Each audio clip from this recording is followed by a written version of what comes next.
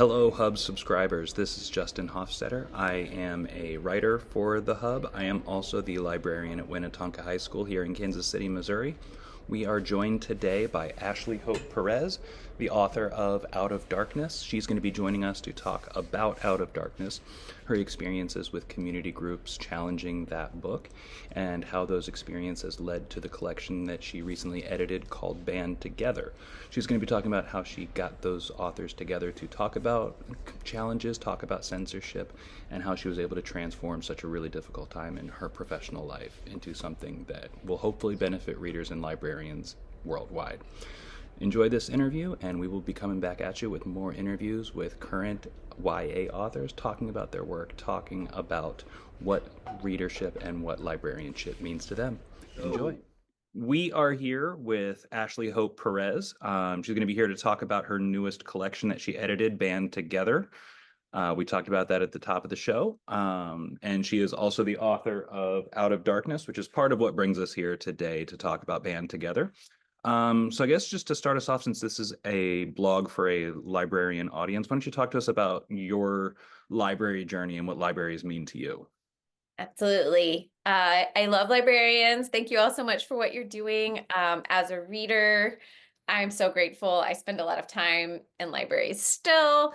And as a kid, I spent a ton of time in libraries. But the thing I want to highlight the most is the just a pivotal quality of school libraries for me as a writer and as an educator. And when I was a high school teacher in Houston, Texas, the conversations I had with my students about what they wanted to read in our high school library were what motivated me to write specifically for young adults and to center Latinx experiences. And I really proud of the success rate that our school librarian and I had in building bridges between kids who thought they weren't readers and books that made them become readers. At the same time, in 2004, there was a lot missing, and my students had a lot to say about what was missing. And authors, myself included, but many, many others, have been writing so hard to change what's possible in a school library for readers to find themselves or to read beyond themselves in ways that really weren't even being envisioned yet in 2004, or we were starting to envision that. So with book ban, the book ban nightmare, honestly, for me, is crystallized in my mind as like, what is it to walk your class into a school library that last year had what your students needed and this year is missing so much of what young people need to navigate towards adulthood and to navigate their own identities and the experiences that others around them are having. So I feel like that kind of like the importance, the sense of the sacredness of what school libraries are, the access that they bring, and knowing that for many of our students, if it's not on the school library shelves, it might as well not exist. That keeps me in this fight. So that's where I start from. That's what libraries mean to me. They are the place where people who don't know that they're readers have a chance to become readers. And every book we take out of a library is a bridge destroyed. All right. So like I said, our story, even though we're centering this on a book that was released earlier this spring, I guess our story starts in 2015 with Out of Darkness. That's when you and I first met. And as you mentioned, I was in a similar school where I was in a middle school that was 99% Mexican American, and I was starting a library there. And the two books that I couldn't keep on the shelf the most were What Can't Wait and The Knife and the Butterfly. And you and I had some great conversations about that. Um, but like I said, the story of Band Together starts with Out of Darkness, released in the fall of 2015. Just for folks that are maybe a little bit newer to the game, can you give us some background on what Out of Darkness is and how that came about? Absolutely. So Out of Darkness is the love story, the historical novel that I imagined I could get my high school students to read, like a book that they wouldn't be able to put down that would also um, represent to them, for example, the ways that in Texas schools were, sorry, my cat is in my lap and she's furry. Her hair is blowing around. You probably can't see it. So my students, many of them didn't know that their grandparents and great grandparents, what their experience of school segregation in Texas had been, that there were Mexican schools, Mexican schools in addition to schools that were segregated for African American kids. So I was interested in using this event that happened near where I grew up, the New London school explosion, as a backdrop for a story that would engage some of those histories. So Out of Darkness is set in 1937. There's a terrible school explosion, kills hundreds of people, and that real event is the backdrop for a fictional romance between Naomi and Wash. And so whenever this book came out in 2015, it won awards. People were really ready to embrace that bridge, not just, into the story, but into our history, and to look at some of the ways that the bodies that we're born into shape who we can love and where we can live, and what does it mean to confront that in our history and want something different for our future. So it was a great time when that book came out. And then fast forward, from 2015 to 2021, zero, zero challenges of or complaints about Out of Darkness in high school libraries. It was quietly on shelves, there for the kids who were just about to discover Toni Morrison. Maybe, it's a hard book, but it wasn't controversial. And then it was, starting in 2021, when we began to see these big book bans, mini books challenged all at once. And so how did you first find out that your book was re-entering the public consciousness in a less than enjoyable way for you? Yeah. So in the spring of 2021, I got a letter, that my book had been challenged along with maybe 30 others in a community near Austin called Leander, Texas. And this will be of interest to folks that it basically was a reaction. The books that were targeted were primarily books that had been added to a choice reading program to give a wider range to include a wider range of perspectives and experiences and interests. No teenager was required to read Out of Darkness. It was an option, but this was really a place where we saw the beginning of something that's happened over and over, where the resources that folks like you and me have created to help folks diversify collections have been used to target diverse literature. And so I found out about it in the spring of 2021. By the fall of 2021, the book was officially, removed from that curriculum. There was a lot of flurry in the area. And then in September of 2021, a parent in a neighboring district, Lake Travis, Texas, gave a very inflammatory school board meeting speech that said some pretty extreme things and got played over and over internationally for jokes in a lot of places. This is the Carabelle video. If you don't know it, you can look it up. You'll find my response, which I think is playful and fun. But it was a joke. Jimmy Kimmel played it over and over. It was his Internet Video of the Year in 2021. It played for laughs in a lot of media spaces, but on it for right-wing media and for people who had latched onto this sort of activity of going to school board meetings, making a fuss, and mischaracterizing books on the basis of one or two passages, it kind of offered a template because it worked. This person made this outlandish speech, and the next day, police officers removed Out of Darkness from the district's libraries. There was never an official challenge.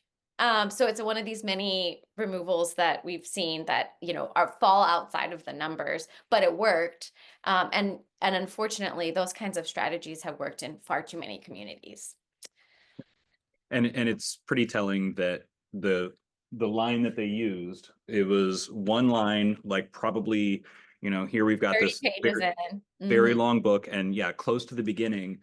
And the thing that I always went back to with that was that it was a crude sexual reference made by a character, but it was made by one of the antagonists specifically to intimidate our female protagonist. And it's like, yes, that is a bad character saying that. We're not saying this is. It's not an endorsement. Yeah, I mean, one of those that I mean, I think when I give my talks about book banning, I always come back to what I hope my ninth graders learned from my literature uh, classes, which is that representation is not endorsement. And in fact, that passage, as you were pointing out, the whole purpose is to capture for people who might not be able to relate personally the intensity of the racism and sexism that was projected at this young woman in 1937 in an all-white school. And so, it's strange and frankly in bad faith when people quote passages that are confronting difficult realities as if they are endorsements of those hardships.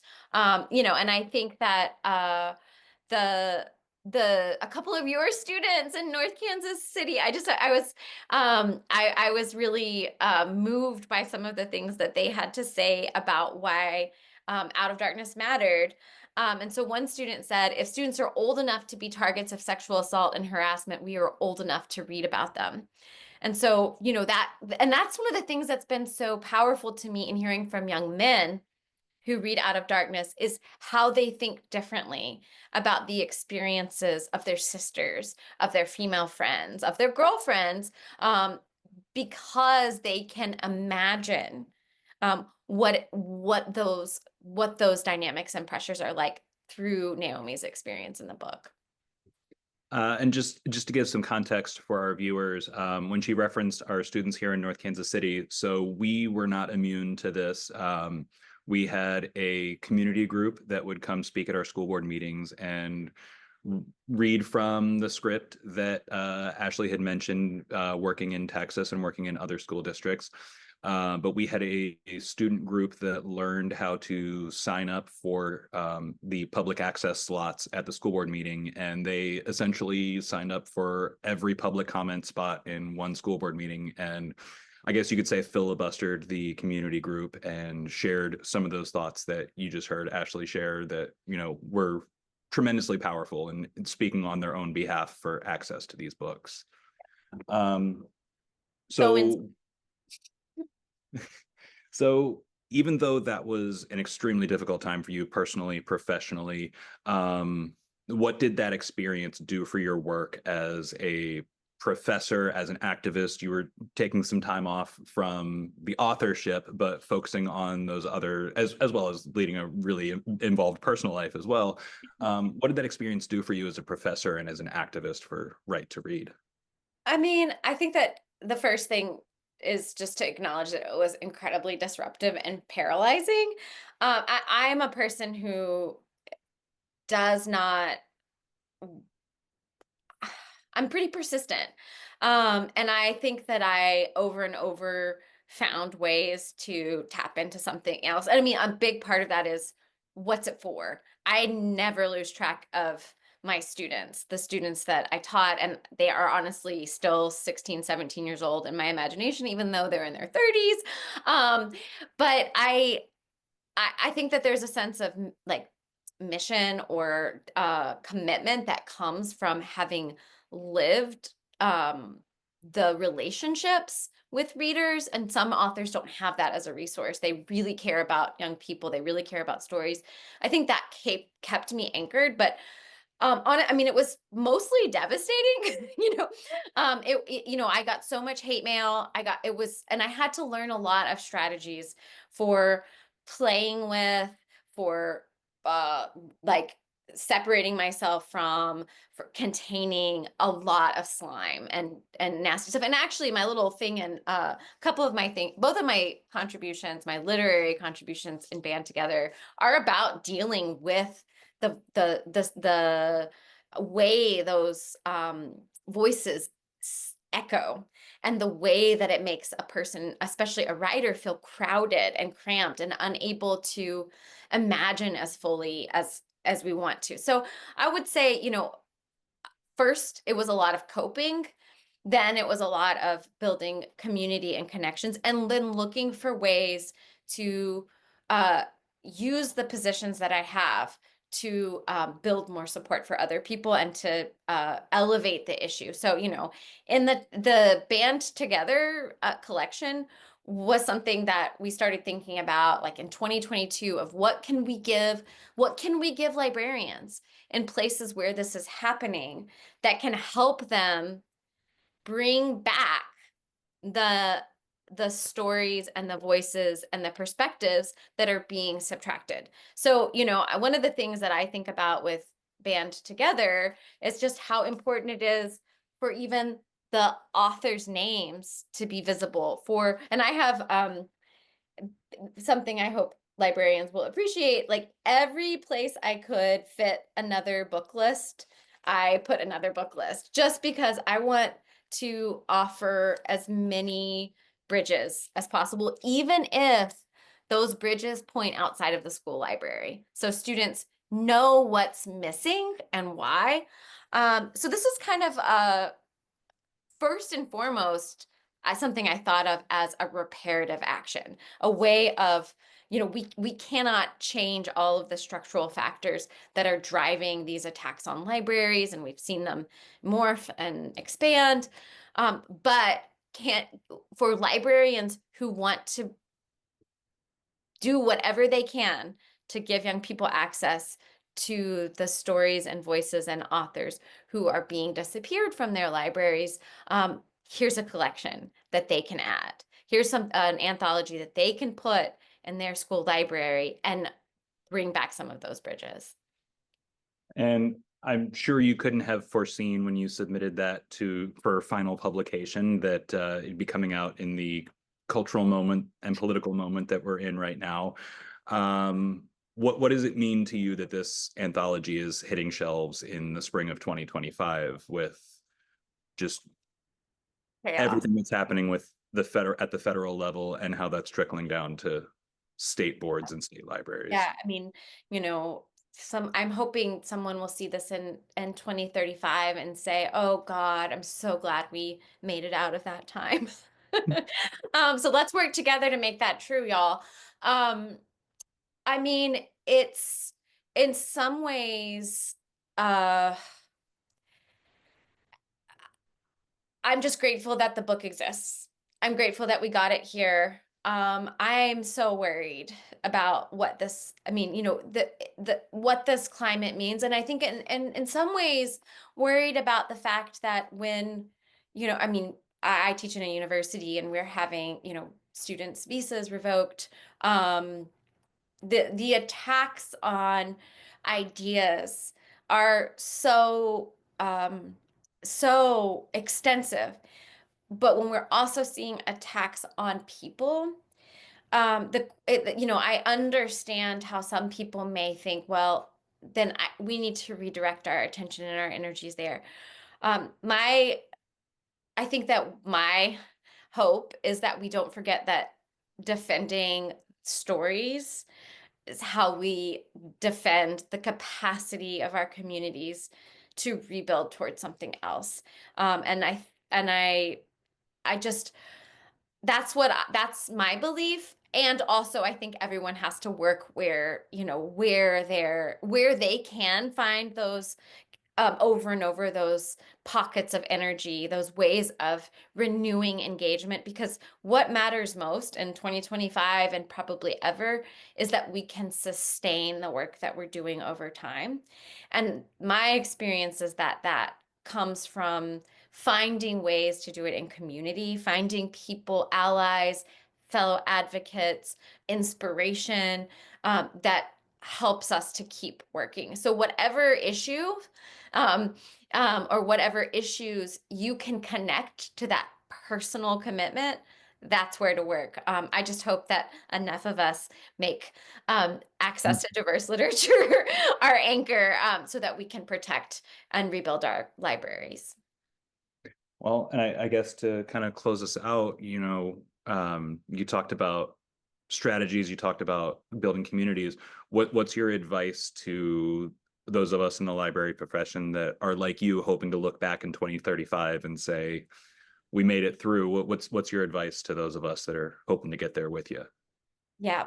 Um, my advice to us all is, and something I'm reminding myself of over and over, it's written a lot of places for me to see, is um, you always have choices. I think there's something about this moment that can make it feel like we don't have choices or we don't have avenues for action. But at whatever scale you can act, you can always act. And so I think that I hold on to that to help me to feel as significant every action. So when I struggle, as I said, the all of this swirling around makes it really hard to focus on the very delicate work of building a fictional world, and so when I am struggling to sit down to work on my novel, this is the thing I remind myself right now in this moment, these are my choices to do the thing that I know matters or to let my resistance win. And in other situations, I think it's the kind of thing where that moment when you're looking at School Library Journal and you see a title and you think, man, I know there's a reader in my community who needs that book. And then there's that other sort of that shadow of, will I get pushback? Will I have, difficulty? Be strategic, but notice that that's in that moment that actually a choice. There is an actual choice. And if you can, every time you can, put readers first and know that the more times you find a stand, even if it's in that small moment, even if it's just with yourself, it does become more possible and it does become more of a way that we understand ourselves in the world. And I think that we build capacity through repetition. So I want to say that. The other thing I want to say, and I will give you links. I don't know if I told you about this, Justin, but I am directing a Mellon Foundation funded project at The Ohio State University where I am a faculty member called the Unite to Read Project. And I will give you a QR code because this is very relevant to, and links, this is relevant to your audience. Basically, this is a 3-year project to build connections between higher education and this broader work of reader advocacy. And we're doing a bunch of different things, including helping Unite Against Book Bans figure out how to sustainably create book resumes to help librarians and others defend books. And then also building community and engagement in fighting book bans around those smaller actions. There's also going to be a like multi-week institute people can apply for. They get a stipend. They also get funds for book ban fight or reader advocacy work that they want to do. So there's some good opportunities there. We're just getting started, but I'm really excited to be partnering with Brooklyn Public Library, Every Library, We Need Diverse Books, lots of other amazing organizations that are staying in this fight for readers. That's awesome. And we'll have those resources in the post below this video. We'll also put that QR code at the end of the video. Thank you so much for joining us. I don't mean to cut this short, but I'm looking at the time and bell's about to ring for my students. I don't know if you can see, but I am in my library right now. I So love it. I miss school libraries so much. And that's the thing. Librarians, if you're in a community where you can bring band writers to talk to your kids, do it. Because I have not been in a school library since 2021. So, and it's really sad. I miss that. So all right. Thank you so much for all the work everybody's doing, and it was great to connect with you, Justin. And thank you. It was great to connect with you, Ashley. Thank you so much for doing this. Bye.